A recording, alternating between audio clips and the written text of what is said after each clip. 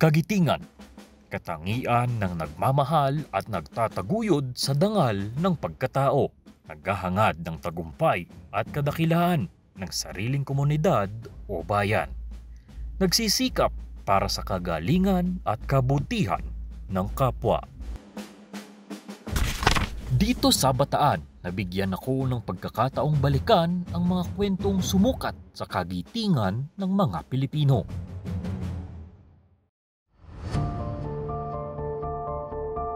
Nakatungtong sa 1,821 feet above sea level at may tangkad na 312 feet, isa ang dambana ng kagitingan sa simbolo ng mga Pilipino at Amerikanong nakidigma noong World War II.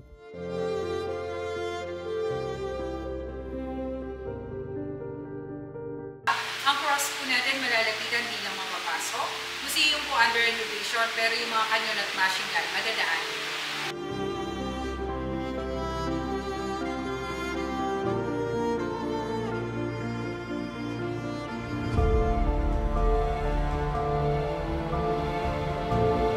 Hindi lang ang dambana ang makikita rito sa Mount Samat, kasama rin ang mga kanyon na ginamit noon sa pakikidigma.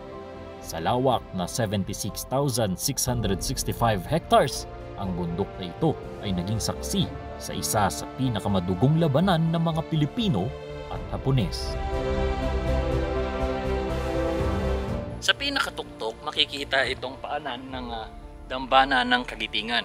Pwedeng akitin, ang problema nga lang, sira daw ata yung elevator kaya hindi tayo makakapunta doon sa pinakataas.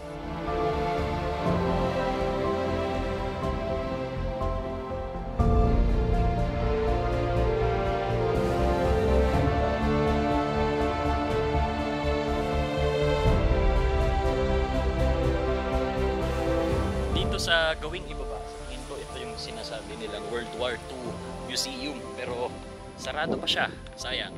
So, siguro sana sa susunod na pagbalik bukas na, pwede na natin i-passion.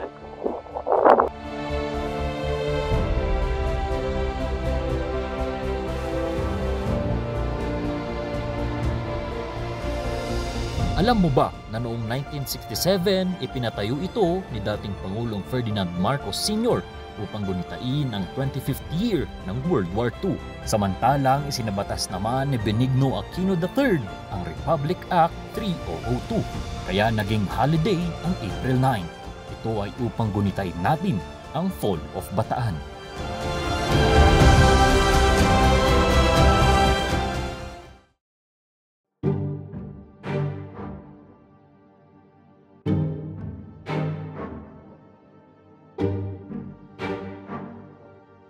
Matapos sa dambana ng Kagitingan, ako ay napadpad sa isang paaralan. Dati umanong garrison ng mga Hapon at di umano'y naging torture chamber sa mga nahuhuling Pilipino at Amerikanong sundalo.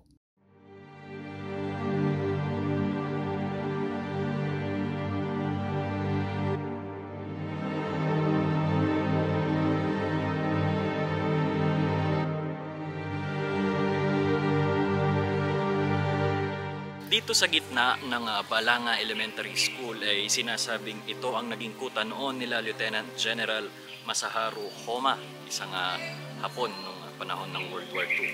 At pinaniniwalaan din na dito sa paaralang ito noon ay naging torture chamber para sa mga Pilipino at Amerikanong sundalo.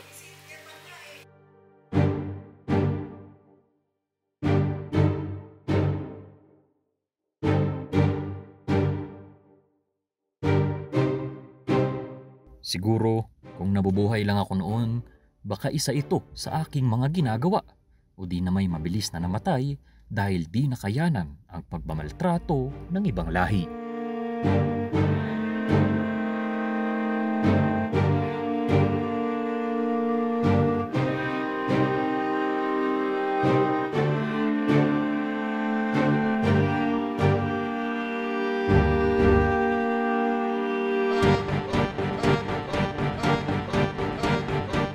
Alam mo ba na Pilipinas ang huling sumuko sa puwersa ng mga Hapon? Nagtagal ito ng higit kumulang 5 buwan kumpara sa ibang bansa. Sa Indonesia na may 3 months and 2 days, Malaysia na may 1 month and 23 days, at Singapore na 1 linggo. Unang beses kong makakita ng isang museo na nasa loob ng isang paaralan. Marahil, isa na rin itong mensahe na dapat mas pag-aralan pa natin ang ating kasaysayan. Ngayon, napapaisip ako, sa dami ng maingay sa social media, lalo na ang mga nagkalat na maling balita, kung deserve pa natin ang kalayaang minsang ipinaglaban. Sa dami ng gustong sumikat at kumita, nakakalimutan kung ano ang tama. Sa mundong pinapaikot ng impormasyon at teknolohiya, pagdating sa fake news, ikaw ba ay tunay na malaya? Sa mundong ang daming nagmamatapang, ikaw ba ay tunay na magiting?